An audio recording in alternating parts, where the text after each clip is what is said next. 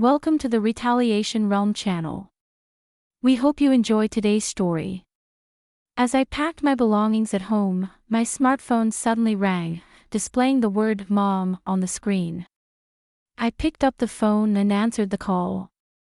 Hello. Hey, where are you right now? I'm at home. Our son has been urgently transported to the hospital. Come to the hospital right away. In that tense moment, my mother-in-law informed me of my husband's emergency, but I couldn't suppress a burst of laughter. Mom, I'm not going to the hospital, okay? What are you saying? If something happens. I don't care about if something happens because my feelings have been decided for a long time. My name is Sophia Miller, and I'm 29 years old. I'm a very ordinary company employee working for a major beverage manufacturer. My husband Andrew and I have been married for over 2 years. People around me often say things like, "She seems to have no worries," and each time I laugh it off. But is there really anyone in this world without worries? Even someone as carefree looking as me is currently burdened by a significant concern. The catalyst was 3 months ago, and it happened so suddenly. My smartphone received a message from my husband, "Will be late due to overtime." Since preparing dinner for just myself after returning home seemed troublesome, I decided to dine out somewhere. I headed to a restaurant that had caught my interest 3 stops before the nearest station. Despite being tired from work, it being the weekend made my steps light. This restaurant had received high ratings, and I had wanted to try it for a while. If the food is good, I thought I'd bring Andrew next time. Replying on the smartphone map, I arrived at the restaurant. The storefront was illuminated, and though small in size, it exuded a certain presence. Just as I put my hand on the entrance door, a cruel sight came into my eyes. My husband was in the back seat. Across from him sat an unfamiliar woman with long hair. Without hesitation, I let go of the doorknob and desperately tried to control my trembling body. What am I looking at now? I couldn't believe my eyes. What does that mean? Andrew said he has overtime today. Who's the woman with him? What's their relationship? Questions arose one after another, gradually leading to panic.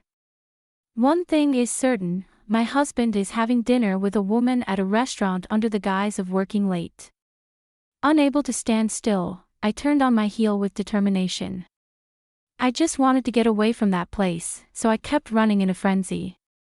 When I came to my senses, I found myself in an illuminated park. I sat on a bench to sort out the situation. Perhaps my husband is just having a meal with a colleague from work. There might be nothing suspicious. I told myself this over and over again and decided to go home for the time being. I decided to wait for my husband to get home and talk to him. I'm home. The front door opened, and my husband's lively voice could be heard. Checking the time, it was already past 11 p.m. I couldn't shake off the discomfort thinking about him being alone with another woman until this late hour. For now, I pretended not to know anything and brought up the conversation. Hey Andrew, so today. Hey, did you eat somewhere? Somewhere, I mean. I bought dinner at a convenience store and had it at the office while working. Of course, I didn't have the luxury to sit down in a restaurant. I was too busy. You were that busy. So going out to eat with our colleague from work. Oh no. I was invited for a drink by a colleague who stayed late, but I said my wife is waiting and came straight home. Andrew talked as if he were proudly describing himself as a good husband. I could only put on a fake smile because I knew it was all a lie. Maybe I should have confronted him more firmly at that moment, but without clear evidence, claiming cheating would put me at a disadvantage. If he's really cheating, I'll have to gather solid proof before discussing it with him. It's not the right time for that, I convinced myself. From that day on, I began to investigate my husband's movements. I started noticing several suspicious behaviors that I hadn't paid attention to before. He always carries his smartphone with him, never leaving it behind. Late at night, he quietly leaves the bedroom and doesn't return for about an hour. The frequency of overtime has noticeably increased compared to before. Overtime work, which used to be at most a few times a week, now occurs almost daily. Business trips, which used to occur once every few months at most, have increased every month in the past 6 months, with unmistakable oddities in my husband's behavior. I became convinced that he is indeed cheating, and the other woman is the one with the long hair I saw that time. From then on, things progressed quickly. Since my working hours end an hour earlier than my husband's, on days when I received a notice about overtime, I started waiting for him at a cafe where I could see his office. When he came out, I followed him and, as expected, found him meeting his affair partner in an alley. It was the woman I saw at that restaurant. The two of them boldly embraced, exchanging kisses a few times. I recorded that moment on my smartphone, and during the nausea afterward, they hailed a taxi and disappeared somewhere. Since further tailing them was difficult, I abandoned the pursuit. Back home, I checked the video, but due to the darkness, it wasn't very clear. I don't know if this is enough evidence, so I decided to take the bold step of hiring a private investigator. While searching for a reputable detective agency on my computer, my smartphone rang. When I realized it's my mother-in-law calling, my brow furrowed involuntarily. Letting out a deep sigh, I switched my mindset and answered the phone. Hello. Sophia, it's me. What were you doing just now? Right now, well, I was doing some research on the computer. You answered the phone earlier than usual, so I figured it must be something like that. If you were cooking or doing laundry, you'd have taken longer to answer, right? Even if you're doing housework or not, it should be the same as long as you have your smartphone with you. I couldn't quite understand my mother-in-law's reasoning, but without delving into it, I continued the conversation. So Mom, what's the matter today? It's not, what's the matter, you know what it is. When are you going to quit your job? If it's about that, as I always say, I don't have plans to quit my job anytime soon. Are you still saying that? You're part of the Miller family, you know. Instead of working, hurry up and focus on the household. But considering the future, I think it's better for me to work and save money. Andrew is earning, so there shouldn't be any problem, right? You always make excuses. You're not cute as a daughter-in-law, you know. In my usual habit, I involuntarily muttered an apology. I'm fed up with myself for acting like that. Is it a story from some bygone era that women quit their jobs and enter the home just because they got married? To put it plainly, I actually earn more than my husband. My mother-in-law is still unaware of this fact and mistakenly believes I'm just a daughter-in-law who continues to work without contributing significantly. It's fine that her son is dear to her, but it's going too far. The calls from my mother-in-law are increasing day by day. What started as once a month is now every 2 days. Every time I'm told to quit my job and focus on the family, and it's wearing me out. Even consulting with my husband hasn't led to a solution. I've asked him many times to talk to his mother, but he hasn't done anything. Instead, my husband laughed and said, "But is it what Mom says true? Andrew, do you also think I should quit my job? It's not that, but it's normal, right? A woman is better off being at home, isn't she? But if I do that, our life will." Are you implying my earnings are not enough? No, it's not like that. So that's what you mean, right? Whether you're looking down on me or not, making such comments is a turn-off. I'm sorry. Since then, I feel like I might step on his landmine again, so I can't bring up this kind of conversation. Perhaps no matter how carefully. I chose my words carefully, knowing he would interpret them sarcastically. If he's cheating, he likely thinks I won't find out at all. Maybe he doesn't even expect me to do anything, as his actions had become so bold. Perhaps it is my own fault for not having noticed the affair before, but the fact remains that cheating is far worse. Afterward, I found a reputable private investigator, so I decided to request an investigation of my husband's affair to find out who the other party was and to get proof of the affair. A few days later, when I went to inquire about the results, the outcome confirmed my suspicions. The person involved in the affair was a woman named Emily Silva, a colleague at the same company as my husband. I was thinking that I would like to have more evidence when my husband made the following comment. Next weekend, I have a business trip to Chicago. I'll buy souvenirs, so look forward to it. Got it. I'm looking forward to it. I didn't know if he was really going on a business trip or if he was going out with his affair partner. Anyway, I decided to inform the investigators at the private detective agency about this fact and request an investigation while he was away on a business trip. I decided to visit my parents' house a week later. My phone suddenly rang in the morning. The screen displayed a message from Mom. While thinking that this might be the last time I talked to her, I tapped the call button. Hello. Hey, where are you right now? My mother-in-law inquired about my whereabouts with a sense of urgency. I knew that this was not a normal situation, but I responded calmly. Now I'm at home. Home. Then pack your bags right away. Huh?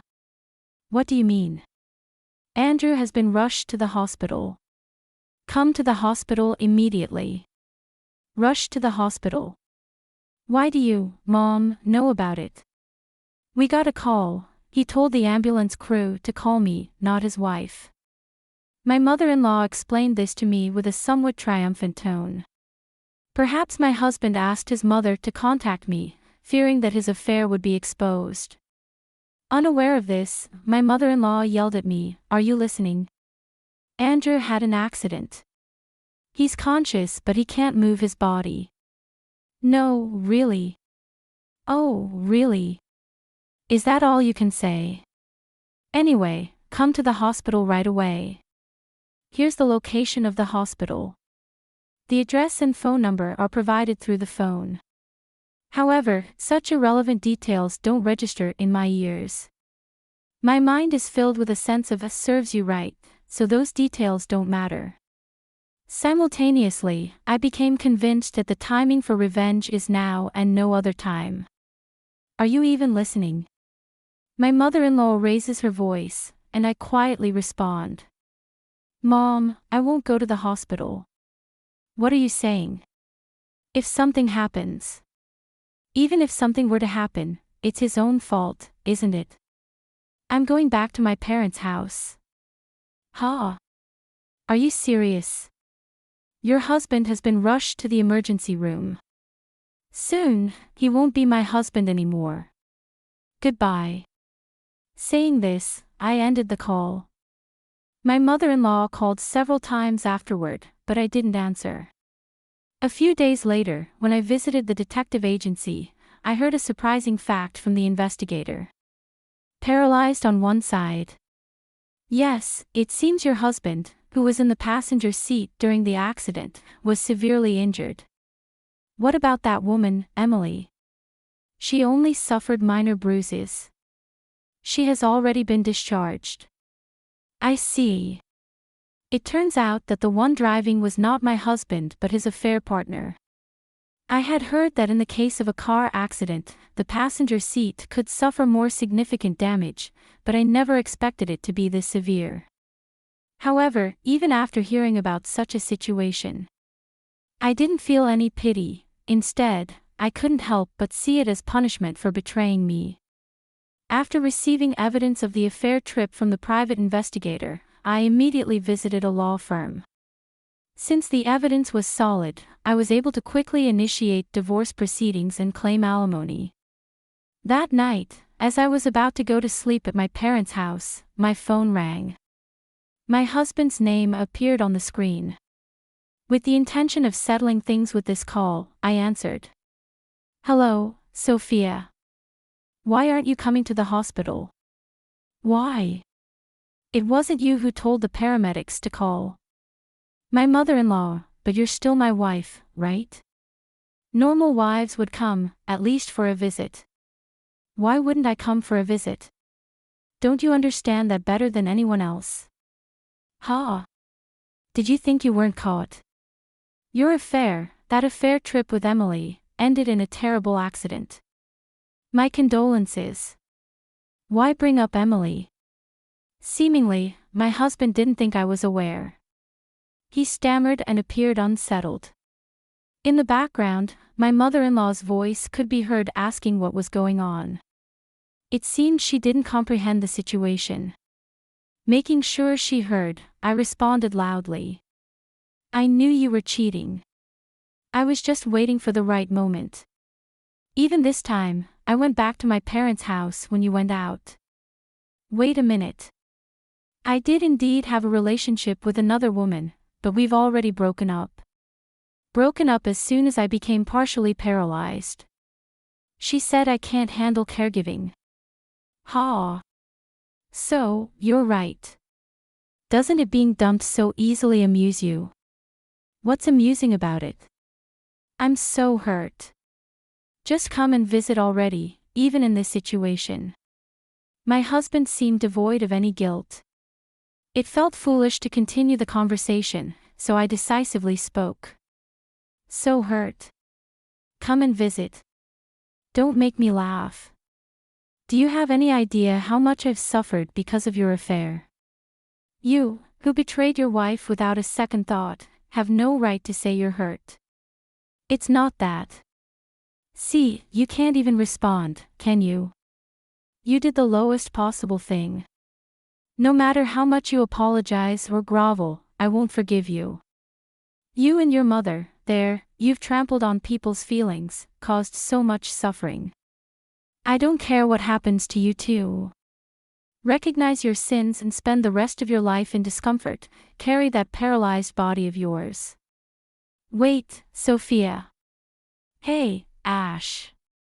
I ended the call abruptly as if cutting off his attempts to cry and beg. To avoid further involvement, I set the call to reject all future calls. Later on, we divorced, and he and his cheating partner were charged a reasonable fee for the affair lump sum alimony payment. Apparently, this left Andrew's savings in the negative, and with his inability to work as before, his income essentially became zero. He is now living with his mother at his parents' house, but his body is not doing what it wants, and he seems to be getting more and more stressed every day because of that. He and his mother are arguing loudly, their arguments reaching the whole neighborhood. But honestly, I don't feel sorry for them. It seems like the right consequence. At best, I hope he suffers and atones for his sins.